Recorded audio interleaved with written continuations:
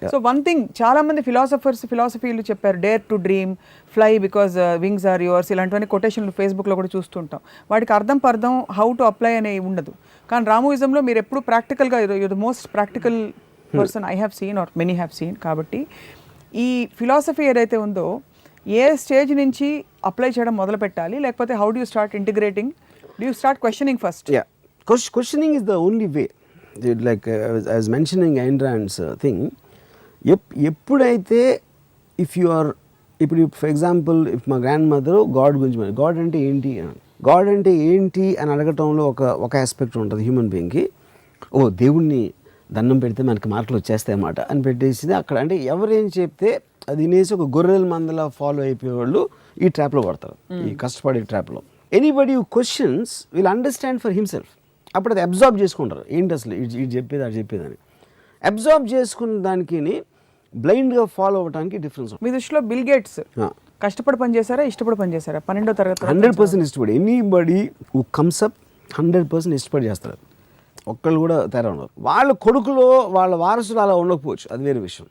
But the person who made it from somewhere to somewhere 100% ప్యాషన్తో చేస్తాడు. Including megastar Chiranjeevi అంటే మళ్ళీ everybody without exception కష్టపడి పనిచేస్తారా? 100%. ఆయన పాలిటిక్స్ నాకు తెలియదు.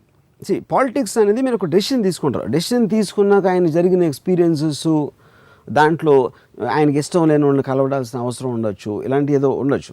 As far as him becoming the so called megastar, I'm super sure it's done with passion. So అది కష్టపడడం అవనే అవ్వదు, అది ఇష్టపడి పనిచేయడం అవుతుంది. ఎందుకంటే ఆయన నాకు ఈ మధ్యన నాగబాబు గారి సందర్భం చెప్పారు, ఏదో దానికి ఆయన ప్రాక్టీస్ చేసి మోకాళ్ళు దెబ్బ తగిలి ఏదో ఫ్రాక్చర్ అయ్యి డాన్సు ఇలాంటి అంత కష్టపడి చేస్తారు శరీరం. కానీ అది కష్టం అనను నేను, ఎందుకంటే క్రియేట్ ఒక ఎఫెక్ట్, ఆడియన్స్ని దాన్ని చూసి ఆనందపడేలా చేయాలనే దాంట్లో ఆయనకు ఆనందం వస్తుంది కాబట్టి is doing it out of passion. ఈ కష్టపడడానికి ఆర్ ఇష్టపడడానికి పని చేయడానికి వర్సెస్ రిజల్ట్, దానికి సంబంధం ఉందంటారా? రిజల్ట్ అనేది కూడా మీ మైండ్లో ఉంది. ఇప్పుడు నేను ఒక సినిమా స్టార్ట్ చేశాను. నేను సినిమా స్టార్ట్ చేసి ఒక 6 నెలలు తీశాను. 6 నెలలు నేను చాలా ఆనందం అనిపిస్తాను దాంట్లో. సినిమా రిలీజ్ అయింది, పెద్ద ఫ్లాప్ అయిపోయింది. అయింది. అప్పుడు ఎందుకు ఫ్లాప్ అయిందని నేను 2 minutes 1 minute ఆలోచించి నేను నెక్స్ట్ సినిమాకి వెళ్ళిపోతాను. నేను 6 నెలలు పడిన కృషి వృధా అయిపోయిందని నన్ను, ఎందుకంటే 6 నెలలు నేను కృషి పడలే అసలు. Actually enjoyed the whole process.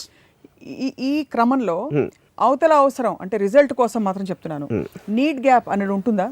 ఇది need gap for a certain thing. For example నేను చిన్న very basic example, need gap అనేది వేసవకాలం, ఇది చలికాలం. చలికాలంలో నాకు ఏసీలు అమ్మడం అంటే చాలా ఇష్టం చిన్నప్పటి నుంచి. నేను బోల్డ్ అని ఏసీలు ఇక్కడ మార్కెట్లో పెట్టి బెస్ట్ రీసెర్చ్ చేసి పెట్టుకుని నేనే చూసి రోజు మురిసిపోతున్నాను. I'm enjoying what I'm doing and ఏసీలని వెరైటీస్లో అందరికీ చూపిస్తున్నాను, అవన్నీ ఓకే. బట్ అక్కడ అమ్ముడుపోవట్లేదు. So hence I failed. So ఈ మొత్తం ఫెనామినాన్ని ఎలా డిస్క్రైబ్ చేస్తారు మీరు? అంటే ఒక యాక్టర్ అవ్వడానికి, ఒక పొలిటీషియన్ అవ్వడానికి యాక్టర్కి ఒక నీడ్ గ్యాప్, ఒక అవసరం ఉండింది అలాంటి ఒక శక్తికి. ఒక politician I understand the need gap and term. I'm not sure I'm understanding what you mean by that. అంటే మీరు అనుకున్నది అవ్వకపోవటమా ఏంటిది? అనుకున్నది సపోజ్ అవ్వలేదు అనుకోండి, is there a need to align your own dreams or your goals or your ఇష్టపడి with what is required outside? No, fair enough. Is that a smart way of being or not? 100% it's being smart. See, the point is మీరు ఒక decision కొన్ని factors influence చేసి తీసుకున్నారు, దాని result work out అవ్వనప్పుడు you have the responsibility towards yourself to at least think of the reasons why it didn't. మీరు అనుకున్నది ఏంటి, రిజల్ట్ ఆల్రెడీ వచ్చేసింది కాబట్టి you will have a fair idea of why it didn't work. దాని తర్వాత మీరు next decision తీసుకోవడానికి అది ఉపయోగపడుతుంది. Not that it will guarantee the next decision, but at least it will become a part of your knowledge and it will become a part of your thinking process. That is what is called experience. ఇలా ఆ సమయంలో మనకు ఉన్న information inputs ని బట్టి conscious గా ఏదో ఒక డెసిషన్ తీసుకోవడం కరెక్ట్. కానీ పెద్దవాళ్ళు చెప్పారు కదా, పక్కింటి వాళ్ళు చెప్పారు కదా అని చెప్పి మనం కూడా కుటుంబరావు లాగా జీవితం చట్టంలో ఇరుక్కుపోకూడదు అంటారు. ఇరుక్కుపోకూడదు, ఆ కెపాసిటీ కూడా ఉండాలండి. చాలా మంది వాళ్ళు ఆలోచించరు, వేరే వాళ్ళు ఆలోచనలు ఫాలో అవుతారు, అందుకనే ఫాలోవర్స్ ఎక్కువ ఉంటారు. ఎప్పుడైనా లీడర్స్ తక్కువ, ఫాలోవర్స్ ఎక్కువ ఉండడానికి రీజన్ ఏంటంటే ఫాలోవర్స్కి కెపాసిటీ ఉండదు, అసలు ఆలోచించే కెపాసిటీ ఉండదు మోస్ట్ ఆఫ్ దానికి.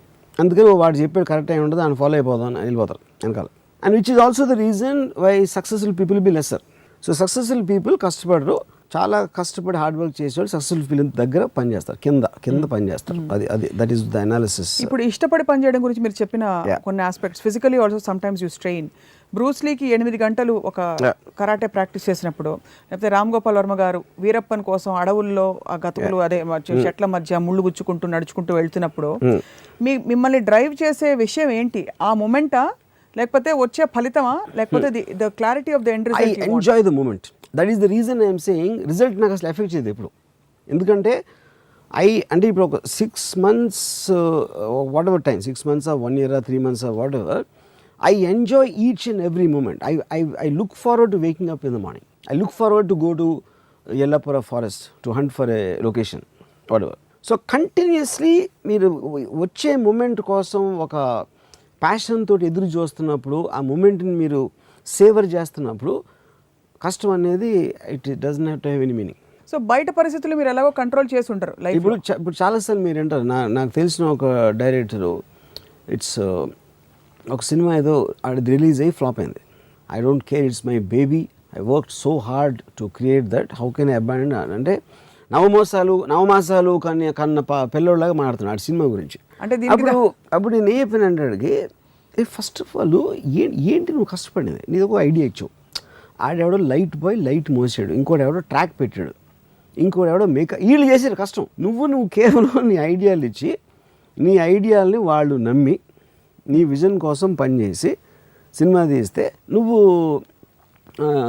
I mean for whatever reasons the film work and you let them down. That's what your done. Actually you done a criminal act. నువ్వు I will stand by my baby అంటే నీ baby నీ idea, అది physical form లేదు బయట నుంచి. అప్పుడు ఎలా ఉంటుంది అది, నీ ఐడియా, నా ఐడియాలు నాకు ఇంకా ఇష్టం అని చెప్పినట్టు ఉంది. అది నేను జోక్ చెప్పి నువ్వు నవ్వినపై నువ్వెవడవే నాకు నవ్వు వచ్చింది అని చెప్పినట్టు. అది యూఆర్ నాట్ రియలైజింగ్ ఇట్. ఎందుకంటే నువ్వు మైండ్లో ఫిక్స్ అయిపోతున్నావు. అది హార్డ్ వర్క్ పొద్దున్న లెగిసిన తర్వాత, ఇప్పుడు ఒక సినిమా వచ్చేసి అక్కడ షార్ట్ బెటరా, లేకపోతే ఇది పెట్టు, ఇలా మేకప్ వేయి, లేకపోతే ఇలా సీన్ ఉంది అని చెప్పిన కష్టానికి ఒక రోడ్డు మీద ఒక ముసలాయన బండి తీసుకుని వెళ్తున్నాడు చెమటలు కాచుకుంటా. ఈ మీరు ఎలా కంపేర్ చేస్తారు రెండింటికి? అసలు ఆబ్వియస్లీ ఫిజికల్ ఎసర్షన్ వేరు, మెంటల్ ఎఫర్ట్ అనేది ఎఫర్ట్ ఉండదు, మెంటల్ అనేది డెసిషన్ ఉంటుంది. ఇప్పుడు చాలా మీరు టైప్ చేసుకుని మైండ్ గిర్ర తిరుగుతుంటుంది కాబట్టి మీకు ఎఫర్ట్ అనిపించదు. చాలా మందికి ఎఫర్ట్ అనిపిస్తుంది. వాళ్ళు ఆలోచించరంటున్నా, ఎఫర్ట్ కాదు అది, ఆలోచించి చాలా మంది వరి అవుతారు. సప్న వరికి ఆలోచనకి తేడా ఉంటుంది. That is effort. వరి ఏంటంటే సర్కిల్స్ వెళ్తుంది. అది అరే ఇలా అది వరి. నన్ను ఎవరిని చంపిస్తే ఇలాగా కానీ ఓహో అవుతుందా, నేను చేయగలుగుతానా, చేయలేను, నా పక్కన బాడీ గార్డ్ పెడితే అవుతుందా, ఇది అవ్వచ్చు, ఇది అవ్వకపోవచ్చు. ఈ ఆప్షన్స్ అన్నీ మీరు వేసుకుని ఒక డెసిషన్ తీసుకుంటారు అంతే. అది దాన్ని ఆలోచన అంటారు. ఆలోచించేవాడు సక్సెస్ అవ్వాల్సిన అవసరం లేదు, ఫెయిల్ అవ్వచ్చు, కానీ వాడు బతుకున్నంత వరకు హ్యాపీగా ఉంటాడు. వరి అయ్యేవాడు జీవితకాలం ఆడు చచ్చిపోకపోయినా చచ్చినట్టాడు. వరి అవ్వటం మొదలైపోయిన నుంచి ఆడు చచ్చిపోయినట్టు ఆల్రెడీ. ఎందుకంటే ఆడు whole fundamental point of life to enjoy అనేది ఆడు ఆల్రెడీ వదిలేశాడు, which means is equivalent to death. ఆడు మైండ్ ఆల్రెడీ చచ్చిపోయింది, ఆడు బాడీ అలా జాంబీలాగా తిరుగుతూ అది ఒకరోజు చచ్చిపోతుంది అంతే. సో మీరు చెప్పేది ఏంటంటే అది చారు కాదు సాంబార్, హార్డ్ వర్క్ కాదు అని పేరు మార్చమన్నారు. ఒకటి దాని అప్రోచ్ పేరు మార్చ, అది హార్డ్ వర్క్ అనే డెఫినేషన్లో చెప్తున్నాను నేను. అది ఫస్ట్ ఆఫ్ ఆల్ నా ఉద్దేశం, పేరెంట్స్ పిల్లలకి కష్టపడితే పైకి వస్తావు, కష్టపడితే నీకు మార్కులు వస్తాయి అనేది వాళ్ళు పిల్లల్ని చెడగొడుతున్నారు. That's what my fundamental problem is. అక్కడి నుంచే ఒక విక్టిమ్ కాన్షియస్నెస్లో అది వాళ్ళు ఏం చేసినా వాళ్ళు ఎంజాయ్ చేస్తా చెయ్యాలి అనే ఒక థెరపీ అనేది పేరెంట్స్ నుంచి టీచర్స్ దగ్గర నుంచి వస్తుంది. హార్డ్ వర్క్ అనే కాన్సెప్ట్ అనేది తీసేయాలి అసలు. ఒక 4 సిచ్యువేషన్స్ చెప్తా. దానికి మీరు ఇందాక మీరు చెప్పినట్టుగా మీరు పేరెంట్ అయితే, లేకపోతే మీరు ఒక ఫ్యామిలీ పెద్ద అయితే మీరు ఎలా చెప్తారు చెప్పండి. ఒకటి ఇందాక అనుకున్నాం, దట్ ఎగ్జామ్స్లో మార్కులు బాగా రావాలి. సో మీరేమన్నారు, నువ్వు మార్కులు బాగా వస్తే అందరు నిన్నే గొప్పగా అంటారు. నువ్వు మార్కులని మాట వద్దంటున్నాను. నువ్వు చదువుకునే విషయాలను నువ్వు నేర్చేసుకున్నావు అనుకో, అందరు నీ ఫ్రెండ్స్ అందరూ నిన్ను గొప్పగా చూస్తారు. సో వాళ్ళందరికీ నీకు ఒక హ్యాపీనెస్ ఇస్తావు, నేను చూసి నీ మాటలు వినడానికి వాళ్ళు ఇష్టపడతారు. అప్పుడు నువ్వు సక్సెస్ఫుల్ అవుతావు అని చెప్పాలి. కానీ మీరు మార్కులు గీట్లు బాగా కష్టపడు, లేకపోతే నువ్వు రేపు పొద్దున్న నాశనం అయిపోతావు, లేకపోతే నీకు తినడానికి తిండి ఉండదు అని అడిగి నెగిటివ్ ఆస్పెక్ట్స్ అన్నీ చేసి he starts hating the education after that. ఆ ప్రెషర్ తోటి ఫస్ట్ పాయింట్ అది. యా రెండోది, ఉద్యోగంలో బాగా నువ్వు you work very hard, Putin అసలు నీకు 8 గంటల పని అయితే 10-12 గంటలు కూడా పని చేయి, నీ మీద మంచి రిపోర్ట్స్ వస్తాయి, అప్పుడు నీకు మంచి ప్రమోషన్ వస్తుంది. I mean more or less it will be the same answer. రెండో ఎగ్జాంపుల్ టైంకి ఆడు ఫస్ట్ ఎగ్జాంపుల్లోనే ఆడు అయిపోయాడు, ఫిక్స్ అయిపోయాడు. ఇక్కడ ఎవరు చెప్పాల్సిన అవసరం లేదు, ఆడు మైండ్కి ఆడే చెప్పుకుంటాడు. అది అంటే హార్డ్ వర్క్. మ్యాక్సిమం ఉద్యోగస్తులు నేను చూసింది ఏంటంటే హార్డ్ వర్క్ ఎక్కువ. వాళ్ళు భార్యలకు అబద్ధాలు చెప్పడానికి చెప్తారు, అబ్బాయి ఆఫీస్లో పని విపరీతంగా ఉంది అని. ఆ భార్యలకు అబద్ధాలు చెప్పడానికి మీరెందుకు నవ్వుతున్నారు? Okay, I'm sure you would heard incidents like this, you know. వాళ్ళు అబద్ధాలు చెప్పి వాళ్ళు నిజంగా అక్కడ వాళ్ళ ఆఫీస్లో పని హ్యాపీగా ఉందో లేదో మనకు తెలియదు అనుకుందాం, లేదు. కానీ వాడికి గత్యంతరం లేదు. ఎందుకు గత్యంతరం లేదు?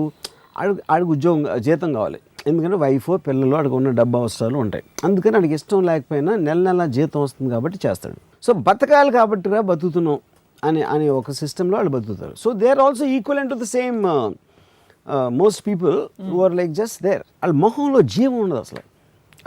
వాళ్ళు అంటే దెర్ ఈజ్ నో లైఫ్. ఒక భార్యాభర్తలు సినిమాకి వస్తారు, ఏంటి అమ్మ ఎందుకు వచ్చామరా, ఎందుకు బతుకుతున్నారా, వీళ్ళు ఇద్దరం ఎందుకు ఉన్నావా అనే ఒక నిర్లిప్తత కనిపిస్తుంది ఫేసెస్లో. You know that for me is the biggest tragedy of human beings. The potential of life killing it. They already killed it. ఈ మొత్తం స్కీమ్లో ప్రాడిజీస్ ఉంటారు కొంతమంది, అంటే అసలు కనీవిని ఎరగని రీతిలో అచీవ్ చేయమని పేరెంట్స్ కూడా వెనక నుంచి తోస్తారు, వాళ్ళు కూడా అలా తయారైపోతారు. ఉదాహరణకి మీరు ఇన్వెస్ట్ టీచర్ కాన్స్టాంటినోపులేలియా అని పెద్ద వర్డ్ చెప్పాను అనుకోండి, TPCONSTAL చెప్పేస్తారు స్పెల్లింగ్స్. ఈ స్పెల్ బీలు, కాంపిటీషన్లు. ఇప్పుడైతే మ్యాథ్ బి మీరు 265 + 155 + 44 × 85 అని చెప్తే వాళ్ళు ఇలా అనుకుని చెప్పేస్తారు. వీళ్ళని చూసి మనం ఫేస్బుక్లో షేర్ చేసి వావ్ అంటుంటాం. Where do these people as individual stand? What has happen to them?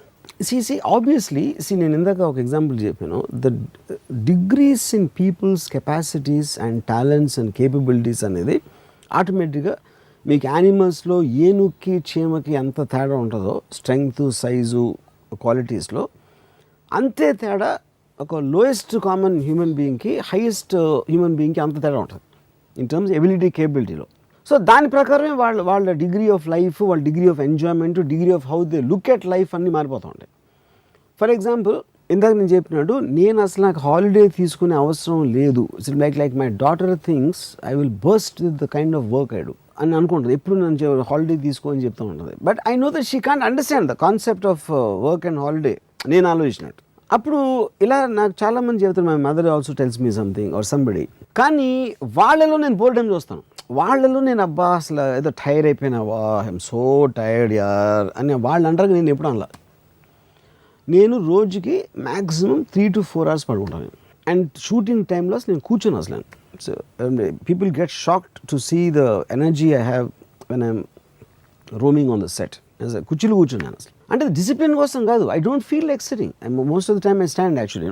So అది ఎలా వచ్చిందంటే సూపర్ హ్యూమన్ స్ట్రెంగ్త్ కాదు, అది నా మైండ్లో నేను చేస్తున్న దానికి ఉన్న ఒక ప్యాషన్ నుంచి అది ఒక ఎనర్జీగా కన్వర్ట్ అవుతుంది.